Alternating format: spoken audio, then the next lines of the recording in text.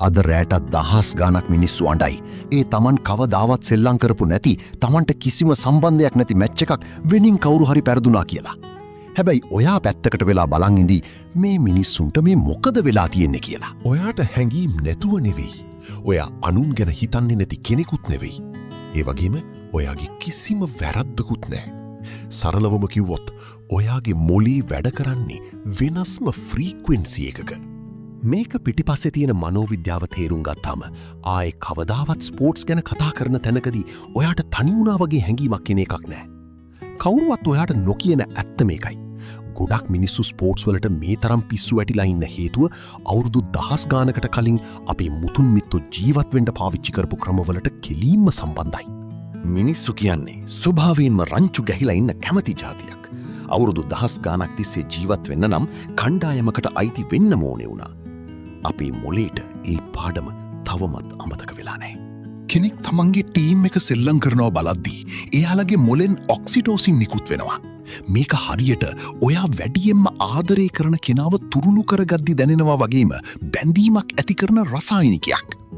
එයාලගේ මොලේ ඇත්තටම විශ්වාස කරනවා ඒ ක්‍රීඩකයෝ තමන්ගේම පවුලේ අය කියලා. ඒක මෝඩකමක් නෙවෙයි. අපේ අර පරණ කණ්ඩායම් හැඟීම මොලේ ඇතුලේ කොච්චර තදට තියෙනවද කියන එකයි ඒකෙන් පේන්නේ. හැබැයි මේ කතාව මීට වඩා ගැඹුරුයි. ස්පෝර්ට්ස් බලන අයව මේකට බැඳලා තියාගන්නේ නිකම්ම ටීම් එකට තියෙන ආදරේ විතරක් නෙවෙයි. ස්නායු විද්‍යාව මේක සමාන කරන්නේ ලොකු ඇබ්බැහියකට. හරියටම කිව්වොත් මේක මොලේ ඩෝපමීන් චක්‍රයකට හිරවීමක්. හැම ෂුවර් නැති මොහොතකදීම විකට් එකක් යයිද දිනයිද කියන හැඟීමත් එක්ක මොලේට පොඩි ඩෝපමීන් සතුටක් ලැබෙනවා. ඊට පස්සේ මොලේ දිගටම ඒ සතුට හොයන්න පටන් ගන්නවා.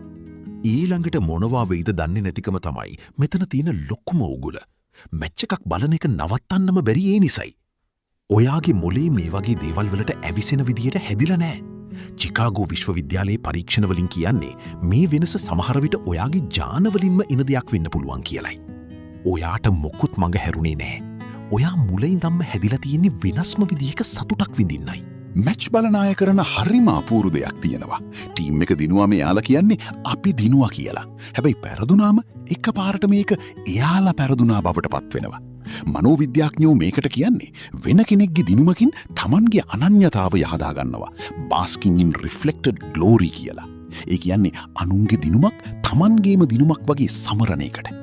ස්පෝර්ට්ස් පස්සේ යන්නේ නැති අය ගොඩක් වෙලාවට ඒව කරන්නේ නැහැ. මොකද එයාලා තමන්ගේ වටිනාකම හදාගෙන තියෙන්නේ අනුන්ගේ දිනුම් මත යපෙන විදිහට නෙවෙයි. පරීක්ෂණවලින් පෙන්වන්නේ මේ අය අපි සහ එයාලා කියලා ලෝකය බෙදලා බලනවා ගොඩක් අඩුයි කියලයි. එයාලා ලෝකය දකින්නේ තරඟ කරන පැති දෙකක් විදිහට නෙවෙයි. එයාලගේ වටිනාකම ලකුණු පුවරුවක් උඩ තීරණය වෙන්නේ නැහැ. ඒක ඉන්නේ එයාලම මහන්සි වෙලා ගොඩනගාගත්ත දේවල් වලින්. හැබැයි මට ඔයත් එක්ක අවංක වෙන්න ඕනේ. ස්පෝර්ට්ස් ගැන උනන්දු නැහැ කියන්නෙම ඔයා හැමතිස්සම ගැඹුරින් හිතන කෙනෙක් කියන එකම නෙවෙයි. සමහර අයට මේ ක්‍රීඩා සංස්කෘතියෙන් ඈත් වෙන්න උනේ එයාලව කොන්වුණු නිසායි. සමහර විට ඉස්කෝලේ කාලෙදී සෙල්ලම් කරන්න ගිහින් කොන්වුණු නිසා.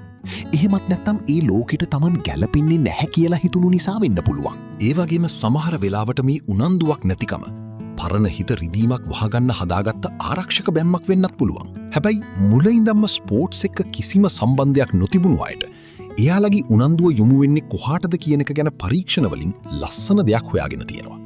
2021 කරපු පරීක්ෂණයකින් හොයාගත්තා මේ අය කලාවට අලුත් දේවල් ඉගෙන ගන්න සහ අලුත් අත්දැකීම් විඳින්න ගොඩාක් ආසයි කියලා.